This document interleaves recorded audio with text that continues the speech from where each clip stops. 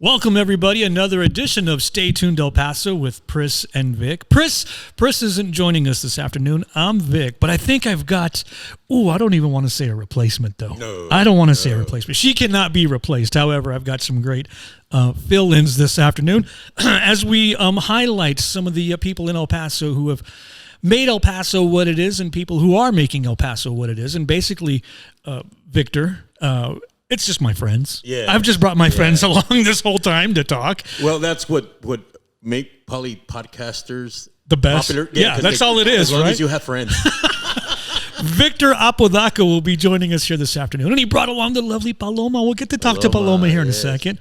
Love the mask. She's stayed geared up. Yes. She's love embracing COVID with the mask. She's embracing it. Yeah, but see, that's the thing. I've said, before we get into you, it's not an issue of being fearful. You can't be afraid of it. You just have to respect it. Yeah, and respect what it is and what it's done. And take care of yourself. Yeah, and we've talked about it now for almost every podcast that we've gotten into. You guys have your own podcast. We'll talk about too. Absolutely. shameless self-promotion. Dude. But I mean, that's probably one of the things that you've talked about is how much it's been about a year, and how much in a year life has changed for everybody at some point. Deja vu. What were we talking about on the way over here, Paloma? Exactly. I was hoping you would direct that. That was something you would direct. We're gonna... You're struggling in a way in your podcast. Yeah. Which, I mean, you're in your podcast. You've been then doing it for a while, but lately it's getting guests. It's getting guests. It's staying safe. It's struggling. We're struggling in our personal lives, whether we want to admit it or not in any way. And I got to tell you, and this will all kick into when we get into the stories about you and how we became friends. But I got to tell you, anxiety, panic attacks. I had one coming over. They're through the roof. It's happening constantly, and I know I'm not the only one during the pandemic. I think the most important thing that we really needed to address, and I say we, but I think people really need to address in this is also mental health and almost spiritual health and how we're handling things. Exactly. I mean, those are the things that personally Paloma and I are struggling. I mean, we all deal with it in different ways. Yeah. I mean, I got tough skin. I can handle it. And bull, I'm human, dude. But it's because of what you've done and what your career path was that you had that tough skin. Let's jump into it. So, born and raised in El Paso? Born and raised in El Paso. Grew up mainly, my parents are from El Paso. My dad was from Socorro, in the Lower Valley. And then my mom was in Central El Paso. Went to Jeff. Right. So right there. You're in the heart of it. Yeah. That is El Paso. How they met at a dance and everything. So isn't that how all parents they met at a dance. And that was the only way they could get out of the house was I'm gonna go to the dance with my sister. they always like double dated. There was always a friend or a friend, A chaperone of some that's sort. How we got married. And then I went to Ramona and right off of North Loop. My dad he was in the Korean War, and then he came back and automatically started working at Phelps Dodge. Worked there for 25 freaking years, man. And who didn't back then? Good God. That was probably one of the bigger employers. That was one of the bigger employers of El Paso, them and Asarco, and the railroad. So how do you get into what people don't realize yet, and we'll talk about now, and you started getting into sales and into media, basically. You and I met through media. We met through... And there's one central person that we've met through that we'll talk about. Yeah. God bless her. I didn't plan in being in media, okay? As a kid, and now I have the gift of gab. Yeah. And I was always a class clown. So my dream was to be an attorney. Really? Yeah, I wanted to be Perry Mason, dude. Wow. I wanted to be Perry Mason. You kind of look like Perry. I do, with no beard. But I mean, heavy set, and I always loved seeing it. We'll just get you a wheelchair. We'll be set. All of us. Órale. Yeah, man. No. So then, I went to Jeff, and, I was never a dumb guy. I was one of those, I had enough smarts to make me dangerous. And what helped me was... Wait a minute. I gotta write that down. Yeah, okay. I had enough smarts To make me dangerous. Yes, right? I like that. You better put a whole sheet because I got a lot. You got of a lot of cliches. number one. Smart enough to be dangerous. Yeah, the other day, I like that. I was like, playing golf with my brother, and he's like, I go, you know what? I didn't play bad today. I just didn't play good. Yeah. Well, yeah, of course. I just didn't play good. Anyway, so moving forward, I went to Jeff, and then I was like an oddball at Jeff because that was my first introduction into La Clica, the Chuco, the barrio. I was always a little, I wasn't a coconut. I mean, I grew up a Hispanic and everything, but I was never around gangs or anything like that. And then when I went to Jeff, so my salvation was I helped the guys in the gangs with their schoolwork. So I got a free pass. You were a legacy. Yeah. You almost got in. Yeah. No, I didn't want it. Almost. No. I never wanted because I seen it, Right. But I wanted to have protection. I wanted to get a free card. Yeah. So then I went out of jail Yeah. free. So then I went to Jeff. From Jeff, I graduated in '76. Went to UTEP, Harvard on the border. You remember that? It used to. That was our. That's it. Our when I went to in '76, I'm like, Harvard on the border. All right. So then I'm going to classes and everything, and I really wanted to be an attorney. So I started taking social science, the criminal science classes, and I had to take this one class, and it was at the McGoffin Auditorium. Sure. So it's like 300 people in one class, right? Great attention you had. Of Personal course. attention you had with it. So I just was not grasping it, dude. I was struggling, and I needed this class. So then I set up an appointment with a professor, and I was like, dude, I need your help. And he was a real asshole. He's like, let me tell you, son. I think you chose the wrong career. Ooh. Why don't you just drop out of my class? That way you don't get an F and rethink your life. I'm 20, not even 20 years old. I'm like, what the hell? I'm like, whew, that was the first slap in my face. So then I didn't know what the hell to do, man. What am I going to do? So you dropped out. You dropped took out the of the advice. class. Really? Yeah, I got a W. I mean, a withdrawal. That way I didn't get an F. Right. So then next semester, I'm like, they used to do it by alphabetical order. So A's was last. So I picked from the whatever was left classes, all electives. Uh-huh. I took psychology, philosophy, biology, all these ologies, right? And then, so I'm like, I needed one more. And I'm like, I'm out of classes. Everything's full. So I saw this thing. It said mass mass communications. So I went over there, and then I'm like, no. Advertising? What the hell? All right, so I took it just to fill a class. First freaking day, man, fell in love. Got it. Really? That's when that was a second good slap. What? He got it from this side and this side? Yeah. But was it the mass comm that you fell in love with, or was it the advertising that you fell in love with? Because there's a difference. There's a different side of it. Yeah. It was my instructor. Really? He became my mentor. And who was the instructor? Henry Reddick. Okay. Yeah, he knows him. Oh. Henry Reddick. Back then, at Harvard on the border, they couldn't get enough professors. Right. So in certain fields, they had professionals come in, and there were instructors. Sure. So Henry Reddick, he taught the basics of advertising, and then he had a few other classes. Basically, mass comm at that time was all business guys. Yeah. And Henry was the principal, in other words, co-owner of the largest advertising agency in El Paso. Brian Reddick was the name of the agency. Remember?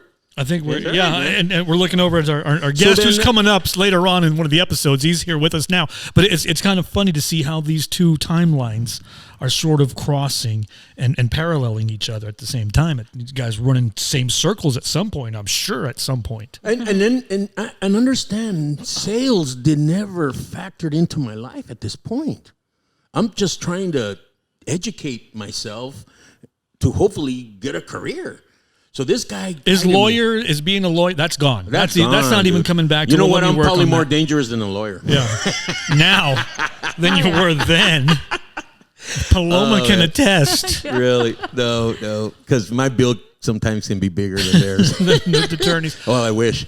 So how long did you kind of fast forwarding a little bit? How long do you get into with the advertising? He's the one. Watch this. So first year, he got me going. I got all excited, and he saw the fire in me, man. He saw the drive in me, and he started, okay, do this. He recommended that I apply at the Prospector, okay, the UTEP newspaper, sure, as a student advertising manager. That's my first gig. Wow, which is unique because you always hear about a professor or somebody telling you, you should be a writer. You should go into the broadcasting. You should go do this.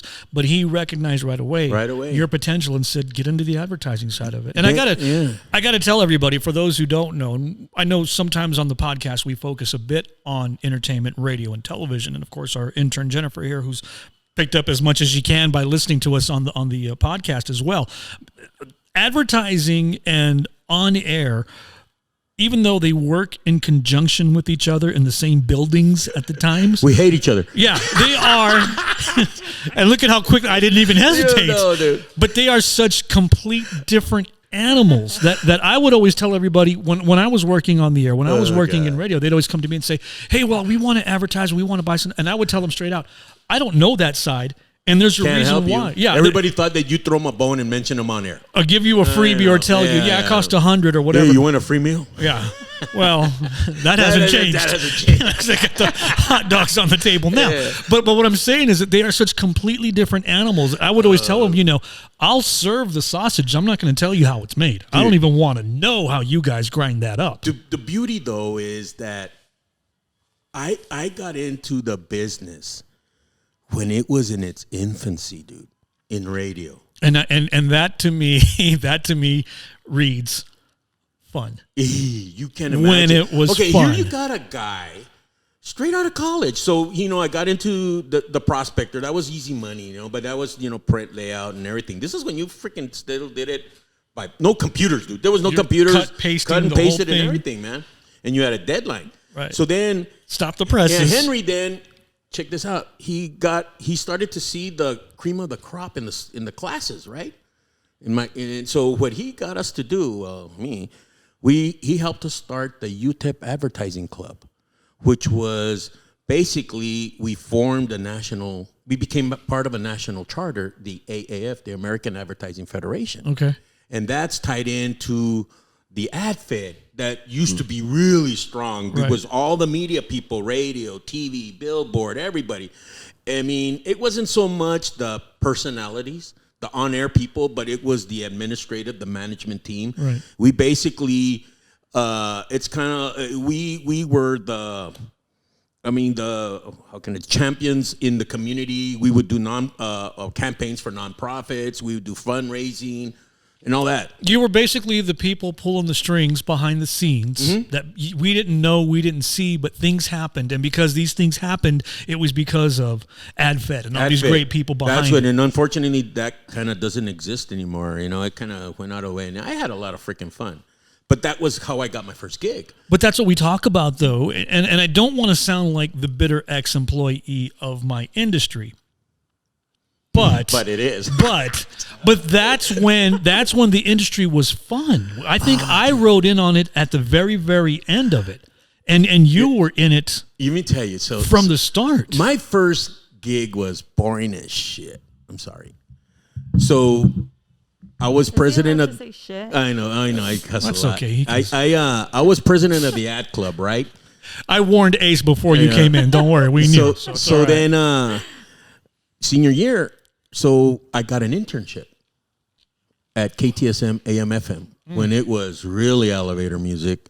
I mean, literally elevator music, and then AM talk sports. So that was my first gig. Boring, man. I'm straight out of college. I'm a rocker, dude. I mean, I grew up on the Pass and the Q and all that. I'm like, holy shit, how am I gonna? So I lasted 9 months there, okay? But I got to know the business because back then we used to do they used to do the football roundup. So I was in sales and I was learning how to make money, and I'm like, okay, all right. So then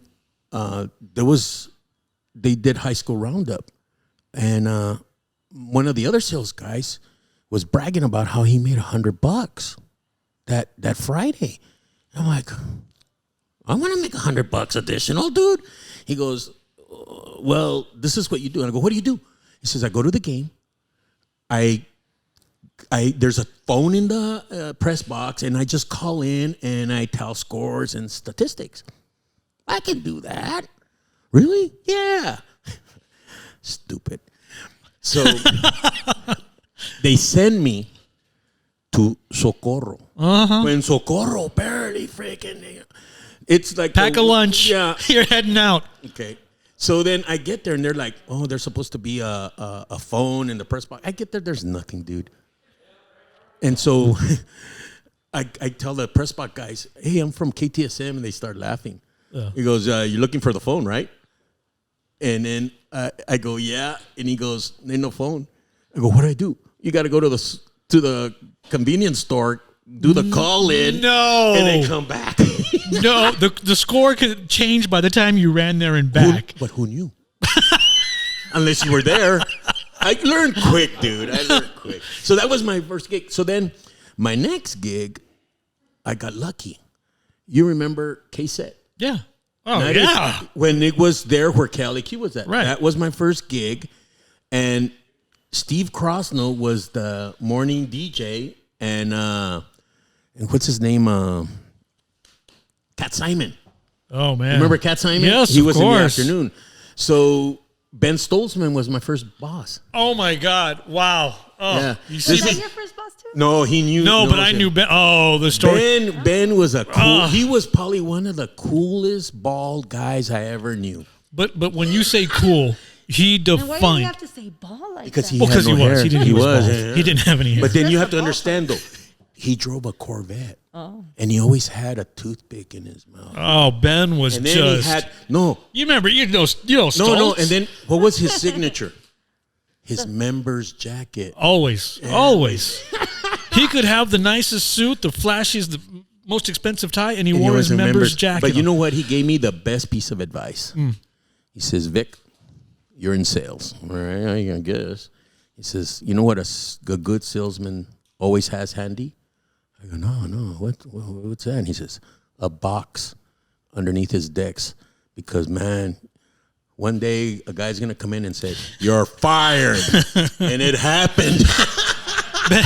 Ben, let me just take a moment. And Ben Stoltzman, throughout his career, was probably one of the top salesmen in radio, in media, in El Paso. He passed away, 5, 6, it's been a while, a couple of years 10 back. years, I would say 10 years. Maybe 10? Wow, that long. But just absolute, just to show you the generational touch that he had. If he touched Vic, he touched me as well, working when I worked at the Q then. He was still there. And just an amazing. And if he talked to you, he's probably talking to you like this. And then you always had to do a breakfast meeting with him. Oh, yeah. At the Village Inn. Oh, yeah. And it did at Bayuta. Yeah.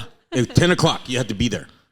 The last time I saw Ben, when I was working with him, not only he had a Cadillac, I'm sure at some point, but he always he had a Cadillac. He not only had a Corvette, but he always had a Cadillac. And Also? getting into his Cadillac was nothing but jazz. And I remember asking him, Ben, you don't listen to, you work on the Q, you don't listen to music? And he looked at me and he goes, I can't stand that shit. I don't listen to that music. And I thought, well, man, that makes the most sense to me. I'm going to tell you something.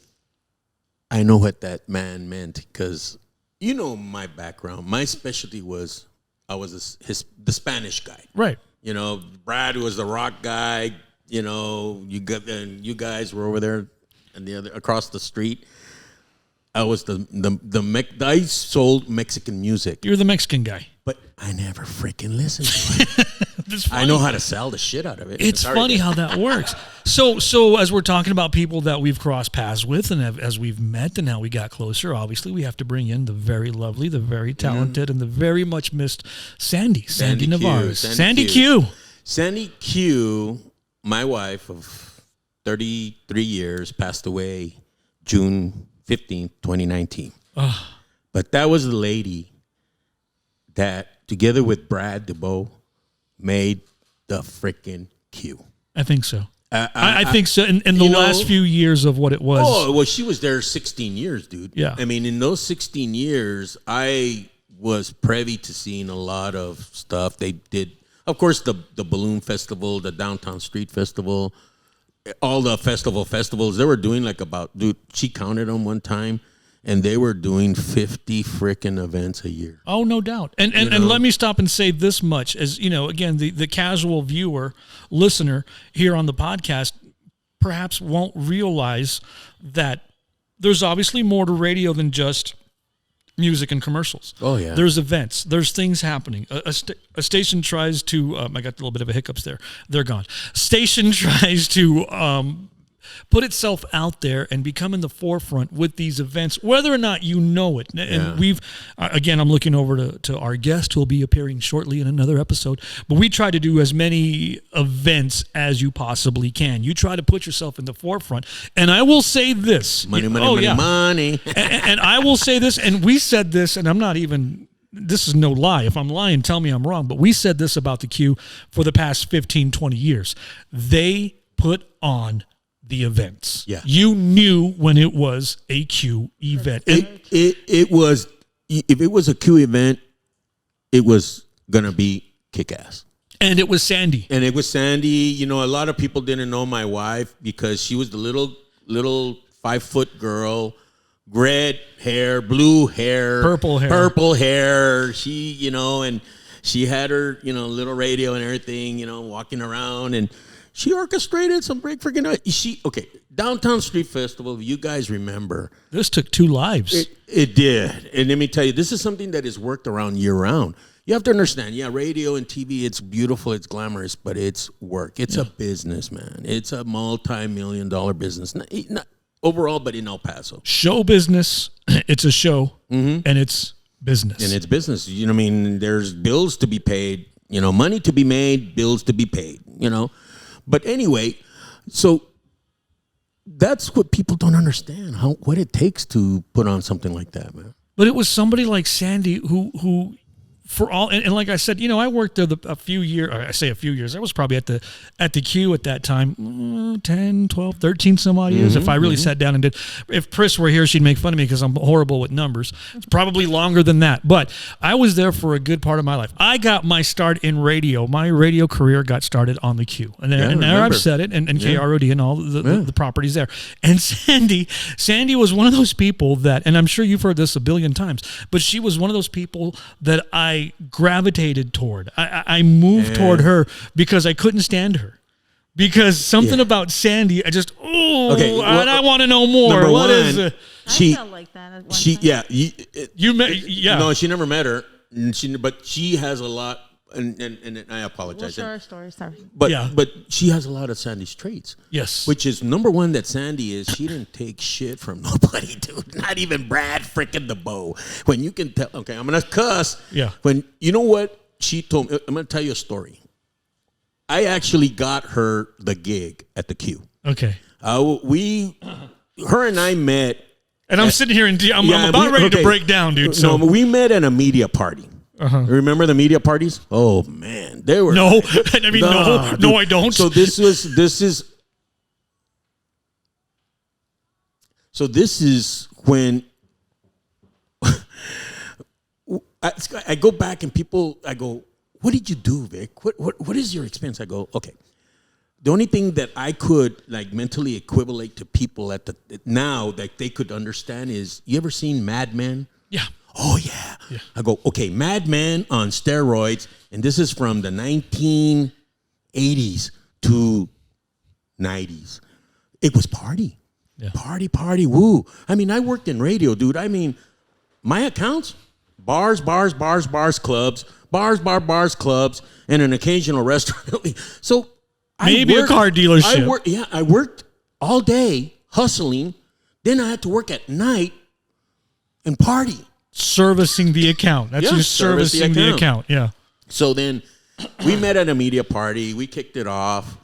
Then we went to South Texas. A good friend of ours who I knew, he introduced I'm trying to remember. It's Pat. Pat Schladel. He worked at KCIK, which is now K-Fox. When they were at the church. KCIK for Christ is King. Yes, Christ is King. KCIK. Yeah, but then they were an independent station, so I got her gig. So then we went to South Texas. I came back. I started working with Simon the Mall people. Came back to El Paso. This is in the early 80s. So she's like, I need to work. I'm like, okay. So luckily, I was in media, and then I came back, and all the media people were calling on me for sales at the mall. So I started, all right, who's hiring? And who is the Ben Stolzman's little partner? Rod. Wow. So Rod was my rep. Wow. Rod was my rep. Rod Spain, who played tennis like a demon. He played tennis. He was like this tall. He played, he kicked everybody's ass just for almost money. Him and Stolzman, I think, were hustling. Yeah, they were hustlers. So then, so Rod Spain. Yeah, he goes, hey, dude. I go, man, I ain't gonna buy your freaking station, dude. This is women. I don't need rock. I need country western. I need, And he goes, well, I got Kiss FM, and I tell you what, man. You guys looking for work? Anybody? He goes, yeah, we need a receptionist. My wife. So that's how I got in. So then Brad hired her. Well, George Riddle hired Georgina. Yeah. Fantastic individual. So then they're walking down they hire her, and they're giving her the tour when it was on Pinnacle, that whole straight, remember? So she's going off, and so they get to Brad's office. How's that? Oh, this is our new receptionist, Sandy Nevarez.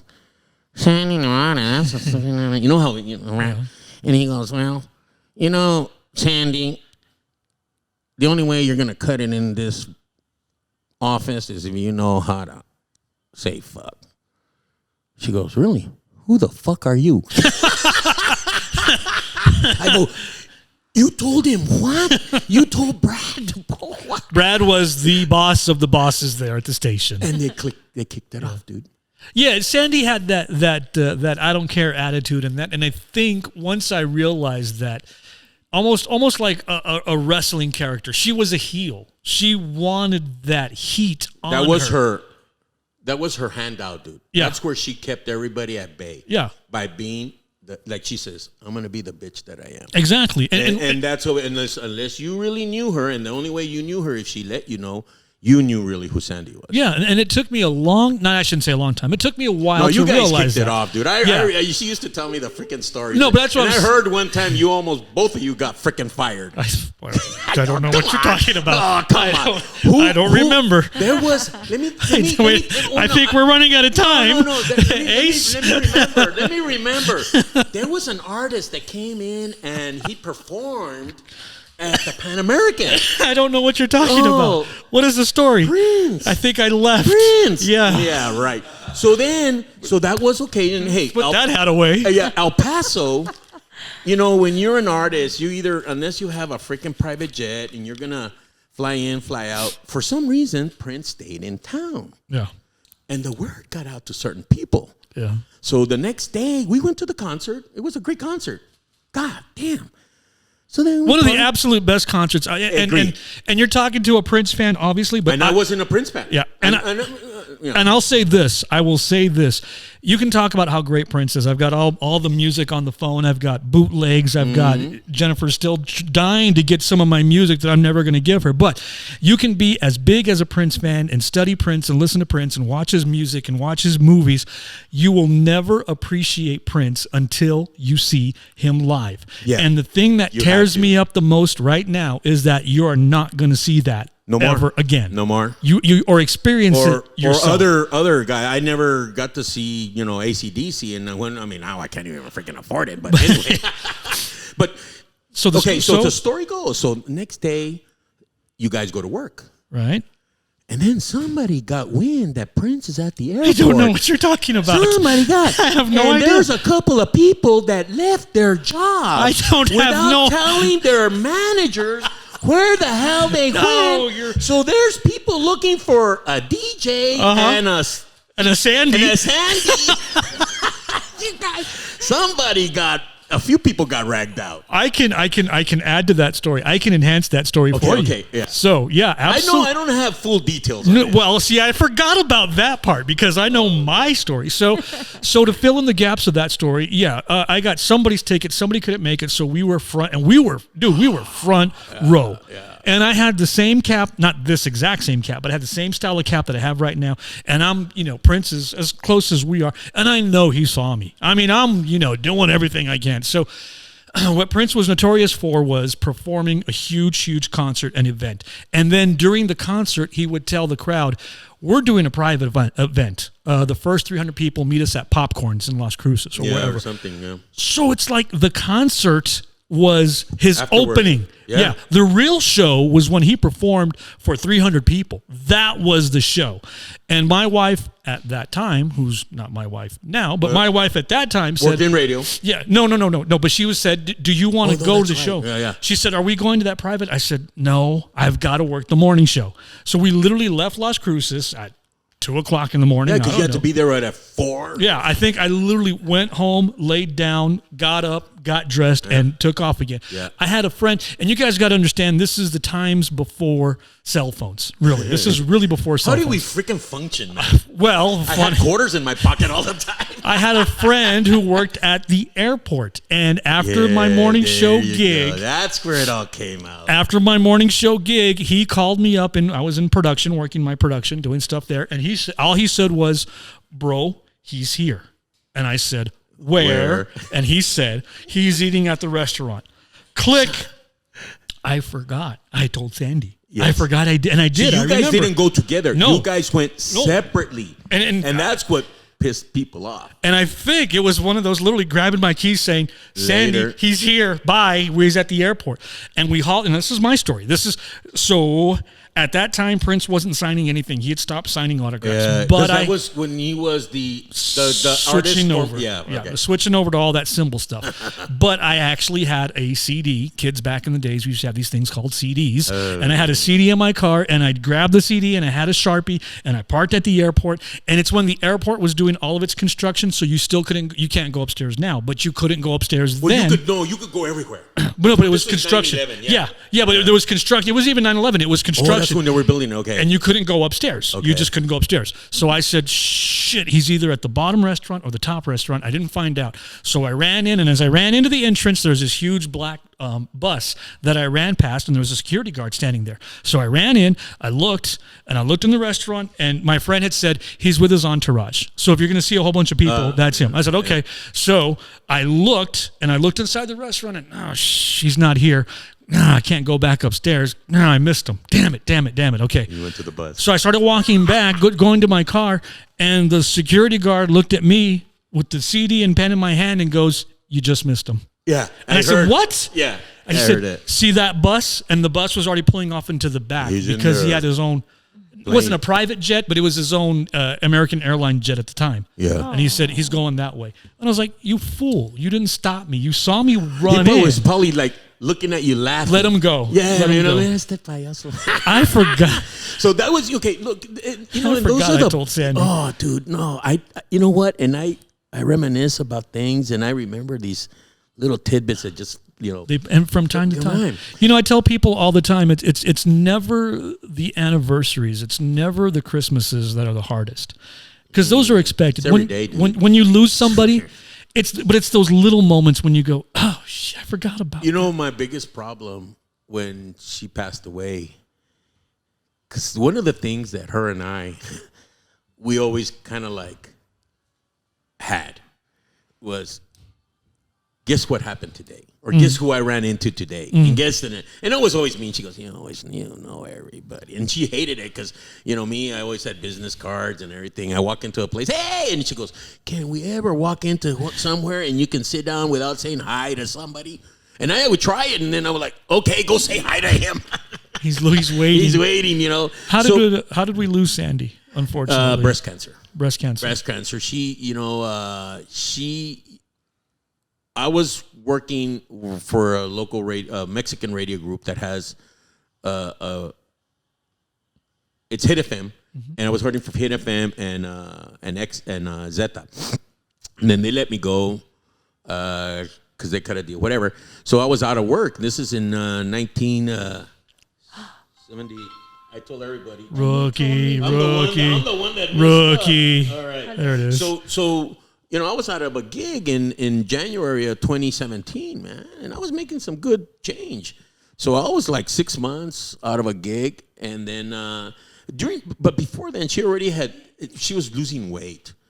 If people had seen her, they always say, "What's wrong?" You know, and she's you know, just things. And it really, to me, did she not know? I mean, I hate to ask. I'll be so knew. blunt, but did she never?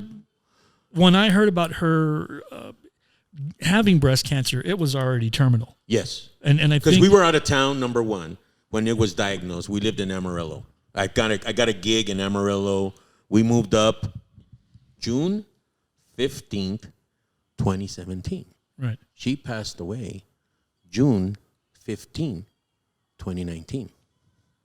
Did she not know, Vic, or did she know I think better? She knew because, okay, she was already, like I said, she didn't look well. And I always told her, you need to go to the doctor. She went, no. So then she went up with me. We helped me find a house, rented a house. And then I drove her back. She stayed in El Paso because, you know, we couldn't get rid of the house. Anyway, so I was up there and I would come back and forth and I was, you know, noticing. And then she finally went up with me in May of 2018.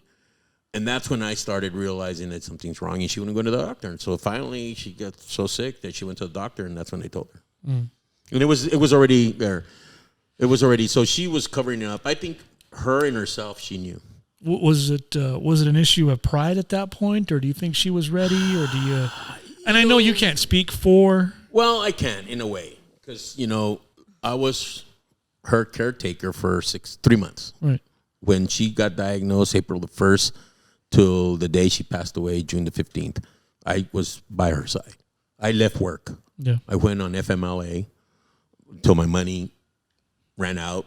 I think they could tell me, you got your job, but you ain't going to get a check. Thank you. I'm like, Yeah. okay. Appreciate that. That'll work. And then, so anyway, we had some money, luckily. But then we talked, you know. And the sad thing is that people don't realize about Sandy. She was battling depression.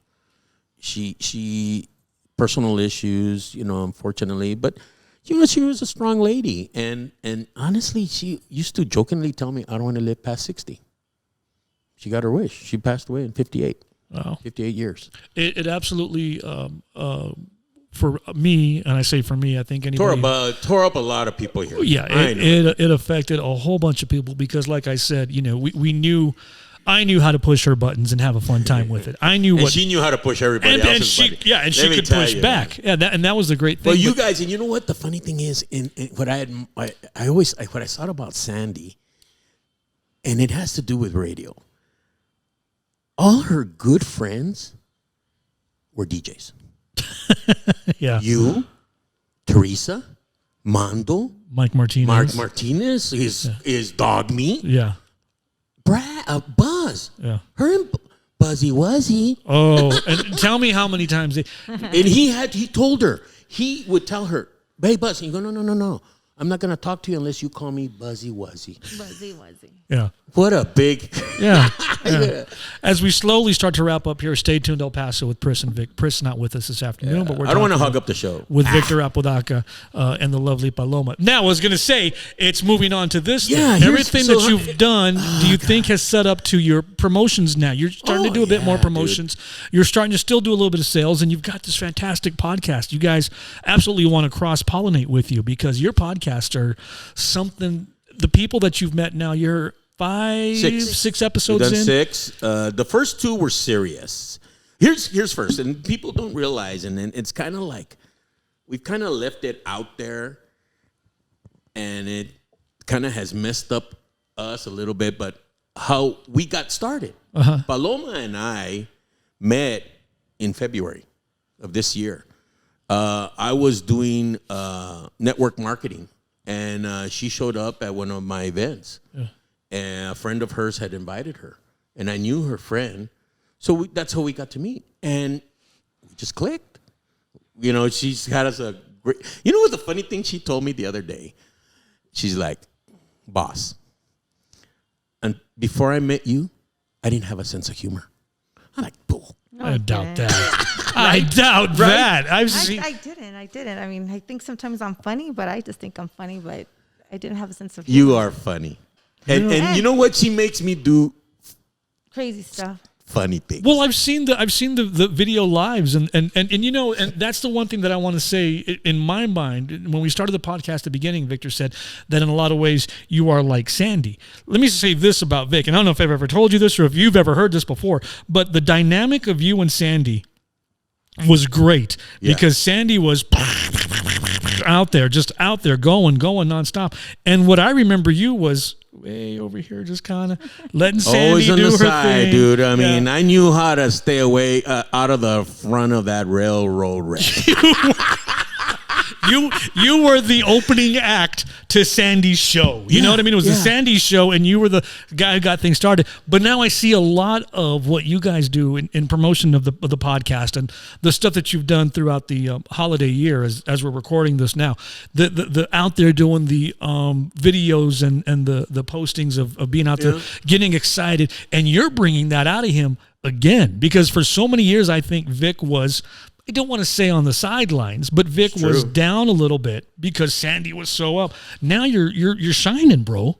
You've got the ability to shine. And this young lady here, I'm going to tell you, she's the one that got me off the freaking couch. Yeah. She's the one that got me the excitement, the energy to do what I'm doing right now, or to do what we're doing right now. You guys have done in the past. Well, you said you met her back in February. It hasn't been more than a year. No, and it took a while for this to evolve, and it evolved just out of. I didn't like him at the beginning. I think there's one, two, three. I really like it when you say that I didn't like him. I didn't. I didn't like, because I started with the because Vago. He was annoying to me. Yeah. He still is. Don't worry. No, she gets even with me by making me do stupid things. Yeah, like limbo in front of Victoria's Secrets I saw in that. Sunland Park Mall. Not once, but twice. I saw that. Oh, dude. But let me tell you, like I told you, I've always been the class clown. And yes, I've been in sales. And when we first started in this business, like I was getting back, I was the sales rep, the remote. There was there was no station van, dude. They finally realized, hey, we need a van. Yeah. And let's put the freaking name on the van. You know, I had a pickup truck. Yeah. I did remotes for Barrel House Liquors. Okay. So no cell phones. So what would we do? Call in the studio. And then the DJ would answer, hey, is that you? Yeah, it's me, man. You ready? No, hold on. Mm-hmm. Okay, I'm going into a song. We're in a song right now. Give me 2 minutes. A countdown. And I'm like, okay. And this is on a regular phone, okay? Yeah. All right. And then people are looking at me, what the hell? You know. And then all of a sudden, and I actually practiced this, dude. I always wanted to be a DJ or a VJ or somebody. So then, we're calling in. All right, Vic. 2, 3, what? All right, we're out here, and there's my buddy. And I don't know what they called me. I don't even remember, because they didn't want to call me Victor. They said that was boring. Uh-huh. So what? Huh? Well, me, not you. I mean, you were able to develop something out of it. I didn't.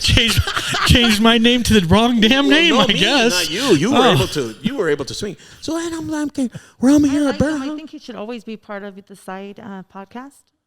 Who, Sarge? Yeah. Just have Sarge hanging out. He could be like your guest host or Elvis. I'm not sure. We'll let Bud hang out. We have a history. Yeah. When he worked, when you worked at the video store. Yeah. He was our client. I'm telling you. Rick Warner. Rick Warner was my boss. That was the GM at K-Set when Ben Stolzman was my sales manager, and we go get freaking movies. I'm telling you, this whole podcast is just a reason to bring all my friends together. Man. That's all it is. So let's go back. Tell me about Vago and Paloma. Then we started. I said one thing I noticed about Paloma our connection also was Facebook. Sandy hated Facebook, so this was kind of like fun. And I was like, she wouldn't even friend me, right? No, you didn't friend me in Facebook at first. because I just really didn't take to him from the beginning. So remember, I understand. Vago, I started growing out the beard because I never had this beard, dude. No, you wow. know that, right? Yeah. It was as short as me, if anything. I didn't think I could grow it out, and it just started growing out, and the hair, and then I was, at home, not doing anything, and I was seeing all these idiots on Facebook doing this, doing that, and I'm like, God damn, I could do better than that. That's what I started doing. Yeah. And it's So I going keep going. fantastic. I'm having a blast. This lady, Well, we're learning. I think from every podcast, I think we're very critical of it, and I think I have this big vision for it. There's more things that I want to. I love your whole setup here. I mean, I would love to eventually. big freaking camera. That's all ace. Not though. a tablet. That's ace. Right? Yeah. I know what somebody's going to tell me after this. Boss. That's going to be an interesting ride home, isn't it? Yes, The yes. conversation on the way. People can find you. Obviously, you're all over the social media sites on Facebook, We're on on Instagram. Facebook. I'm the big thing on Facebook. Paloma is very involved in Instagram. She's really great. I love how she posts. That's what caught my attention to her. And that's where I decided, because I started my other company first, Ask Vic. Right. Everybody, what's Ask Vic? Well, just ask me. Yeah.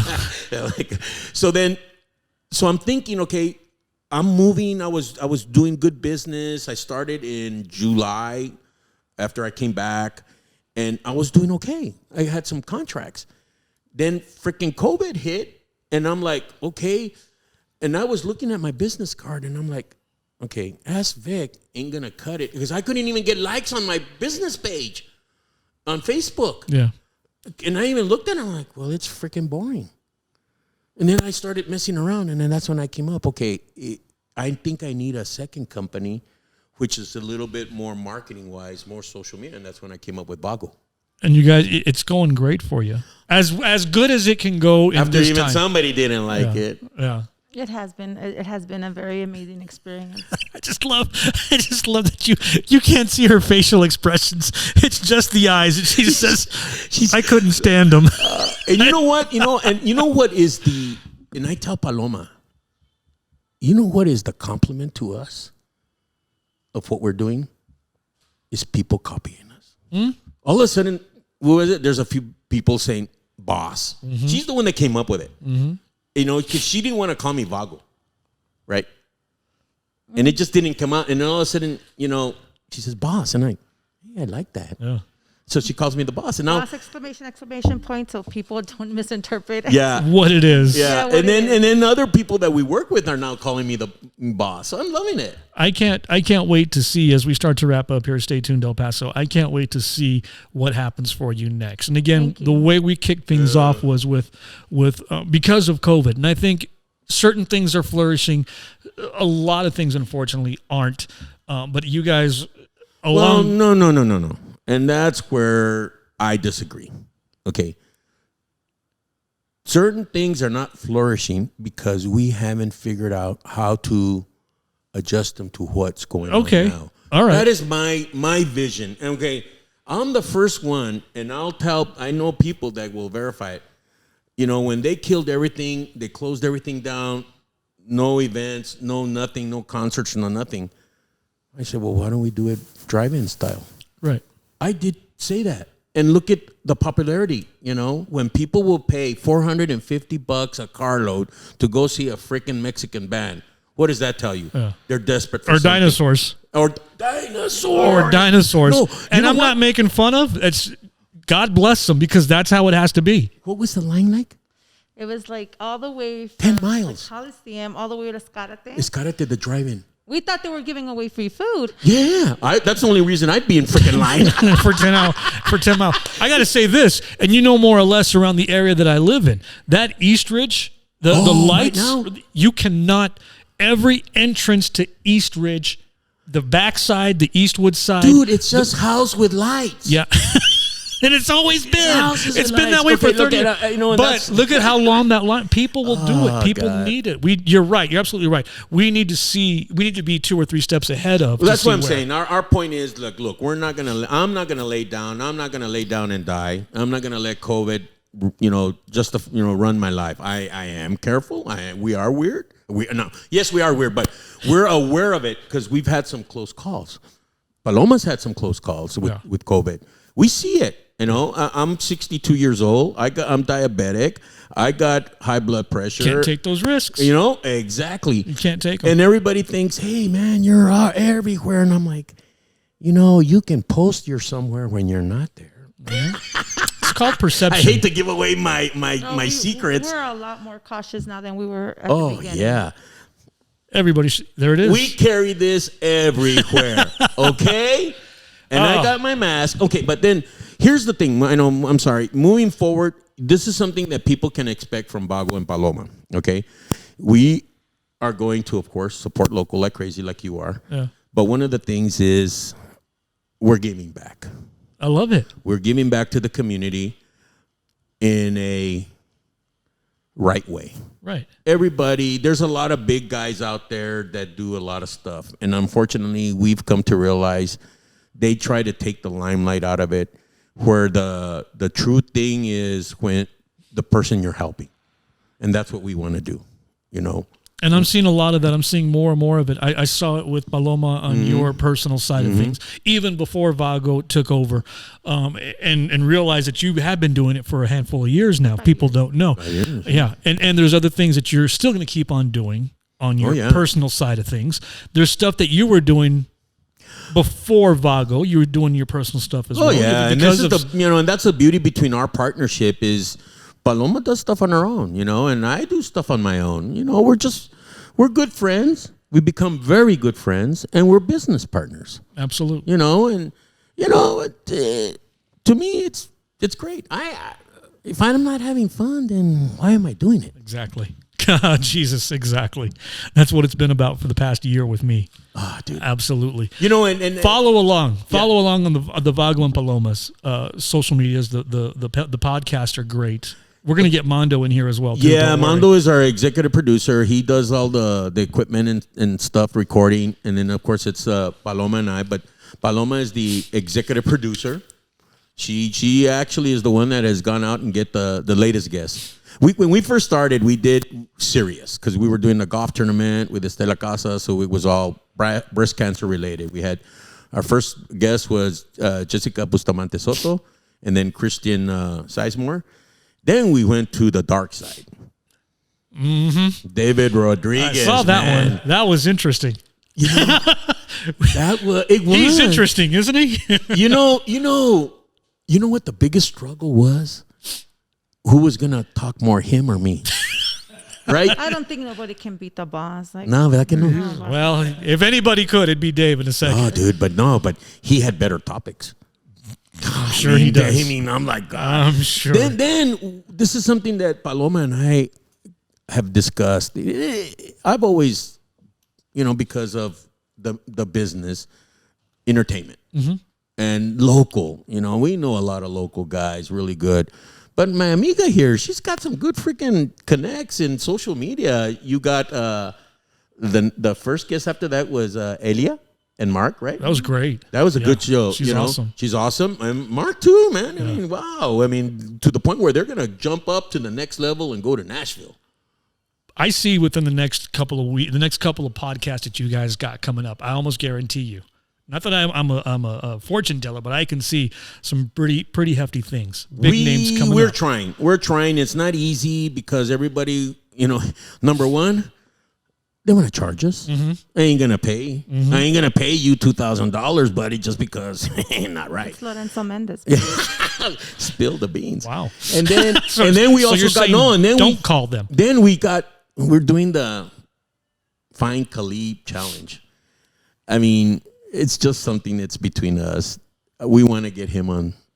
I'm I'm looking at Ace. Yeah, I actually reached out to his mom, but she hasn't answered me back. Ace? Huh? Ace, can you hook it up with Khalid? Yeah, Ace, all Ace, right. Ace is doing one But of he's these. got yeah. Ace, it's time to wrap it up. It's time Anyway, to go. but definitely you're gonna start seeing some local groups, different genre. That's what we want to do, and Some virtual. yeah, we're gonna do a year in review. That's gonna be our podcast for this year. I absolutely can't wait. I hate to review this year, but I can't wait to see what you guys coming up.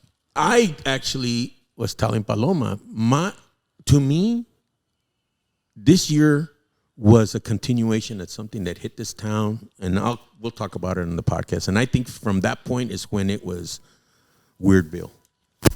I'll be joining in. I'll be looking forward to you're it. going to be our guest though. What? When? Yeah, We would love to have Okay, what's you. going to happen? absolutely. Tell the audience. Oh, okay. Just so we know, we have a Victor and Victor challenge. Oh, you've been talking about this challenge. I'm dying to know. Dude, I already agreed to it. What did I She's agree not to? spilling the beans, but you know what? I'm scared as shit. Oh, damn it. I was thinking we were gonna be able to do the challenge here, but he said no. No, It's his podcast. no, this is his show. This is Victor's show. Are we going to do it on your podcast? Yeah. Do I got to eat hot chicken wings? Dude, Am I eating hot chicken wings? I hope not me, because I can't. I can't. Well, I There's can't. There's gonna be 5 challenges and a really awesome trophy. That's all I got. Oh. Is there like an obstacle course? Because I can't. Either No. way. No, well, I don't have enough room in my living room for an obstacle We course. could have done it here. All right, we'll find out. I got to wrap so up. that's gonna We're be, going to find We're out. going to be in January. That's going to be in January. So we're planning our shows. I can't Like you. wait. Yeah. I can't wait. You guys, I appreciate you coming in, Vic. I can obviously talk to you all day long about great Yeah, stuff dude. and memories. I of didn't even. course. Okay, can I close out real quick? Yeah, go ahead. One quick story. What do you? Oh, yes. Okay, so Sandy, of course, being at the Q, was privy to all the freaking concerts. Right. So one of her favorite performers, Marilyn Manson. Really? I didn't know. Yeah. So Marilyn Manson came to the barn, which is the Coliseum. And for some reason, she got freaking tickets. And then I got a limo. I was so excited. Oh, okay. I got a limo, and we went to Rockies and partied there. And then we went to the Coliseum, and she had tickets where the freaking spotlights are at. Right. So in other words, it's straight ahead, right? But it's the best seat in the house. I didn't realize that. I'm like, wow. And then she goes, okay. And I'm like, so what do I tell the guy? The limo said to call him. He goes, no. We're going backstage. What? Yeah. At the end of the show, the At limo says, call me when you come. Yeah, he goes. She goes, we're going to do a meet and greet. Oh, okay. So we went to the back. And I just followed her. I'm there. And I'm talking to all the Q people, Mario, Super Mario. And then, who's that? The remote guy. It'll come to me in a second. Yeah. He's the other Mario. Yes. That's yes. the other Mario. Gonzalez, yes. That's right. That's the other Mario. That's anyway, right. So we're there, and she says, get in line. Sandy tells me, get in line. And I was like the third person. The first person was Kat Tyler. Okay. Then Sandy, then me. All right? So we're waiting, and Marilyn Manson had taken a shower. Because they got the dressing room. That's news. Yeah. I'm surprised about that. And he comes out. This is a dude. He's like 6'6". He's a big freaking dude. I'm like, holy moly. So then, of course, Kat, there, limelight, and then Sandy's like, because they didn't get along. So, sorry, Kat.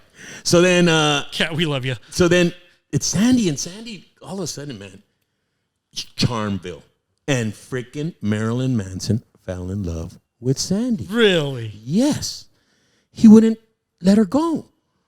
And I didn't care, So then he had these little things, the pictures, right? And where he signed, and he had it with silver ink. Yeah. So we're in line. I'm third, Kat Tyler, Sandy, and then me. So then when it got to me, there were, Sandy, asking for the autograph. Asking for the autograph, so make it out to Sandy Q. And he did. He was personable like that? I don't imagine dude. Marilyn Manson. I was amazed. Right. And I tell you, he fell in freaking love with Sandy, dude. Nice. And he was laughing and everything, and wow. So then she goes, I want do one for my brother, but put it dude. He goes, no, I don't do dude. I go, okay, do it for Ruben. They go, this is my husband, Victor. Okay, Victor. So then he goes, Victor with a K? And I go, Victor with a V. Even freaking Mario, man. Mario's like, oh, dude, you know. And Monica. That's what you see, Monica. Monica from Kiss. Yeah. Every time, hey, Victor with a V. That's so fun. that's what you ask anybody at the queue. Victor, yeah, Victor with a V. I always thought because Bart Reed, owner of the comic strip, sees me and he calls me Beektor with a B. Beektor. Or Beektor. And he even spells it out. Beektor. Beektor. And I thought Beektor with a B. Okay, well, Victor with a V. I'm even ashamed that I'm going to tell you this story. Oh, you got one? I'm going to throw a name at you. All right. Paul Stralsman. Oh, don't even talk about the Strels. The Strels. Don't even talk about the Strels. I knew the Strels.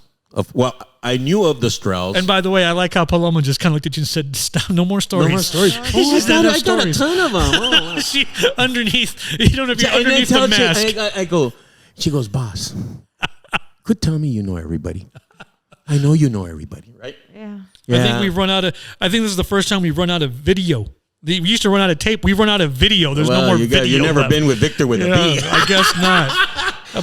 So the Strels. So that's when he was doing the buzzards. Right. So then Sandy thought she was going to give me a great present for my birthday. And that's when they had that stupid couch. Uh-huh. You ever went to the game where it was like the VIP? It was colder than on the ice. On the ice. Yeah. So he saw that I was kind of pissed. So you know what he started announcing? You see that big guy over there at the VIP? That's Chubby Hubby. Fucking Chubby Hubby, dude.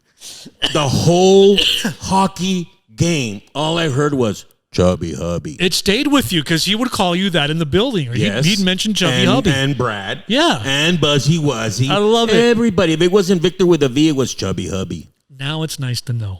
Yeah. Now it's nice to know. As we wrap things up here this afternoon, God bless you guys. God bless Sandy. I miss her dearly. Yeah. Just the great things that running in her little circle of friends, of work. It was just an amazing experience to be with. And I know you miss her daily. I miss her daily as well. She was fantastic. You know, and that's the sad thing. I was thinking about it. You know, I was talking to Susie DeBow.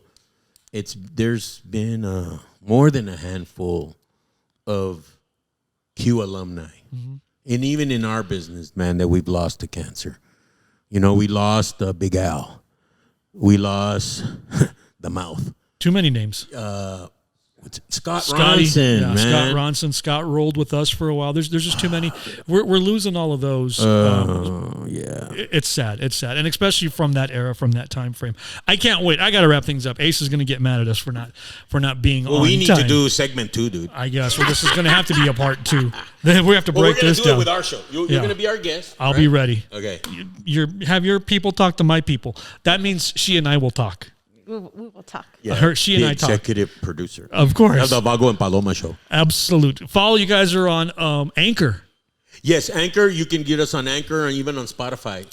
Great podcast. Follow along. You guys got some great guests coming up, and I look forward to it. Victor Apodaca and Paloma have been with us here this afternoon. You're checking out Stay Tuned El Paso with Priss and Vic. Priss will be joining us again very, very soon. I've been Vic. While we're saying our thanks to Ace, our producer extraordinaire, who can't wait to have another hot dog once we start wrapping things up this afternoon. Jennifer, our intern, also the Downtown Spaces, the El Paso Herald-Post, and musical director, David Hollywood Madrid. You guys... love you to death, Vic. Thank you for coming in. I can't wait to see more from you guys. And I needed to say this. Tocayo? Yes. It was a freaking pleasure, man. Vago! Can't wait to see more. Can't wait to see more. That up. Paloma, pleasure meeting you. We'll see more of you again soon. Thank you. Yes. Absolutely. Thank you guys for tuning in. We'll see you again real soon. Stay tuned, El Paso, right here. Hey, it's Stay Tuned El Paso with Priss and Vic. I'm Priss. I'm Vic. You know the best way to connect with us? Follow along on all of our social media websites. And if you have a guest that you want us to interview, please, by all means, let us know. Like and subscribe to all of our websites. We'll be checking it very, very often. Right here, Stay Tuned El Paso.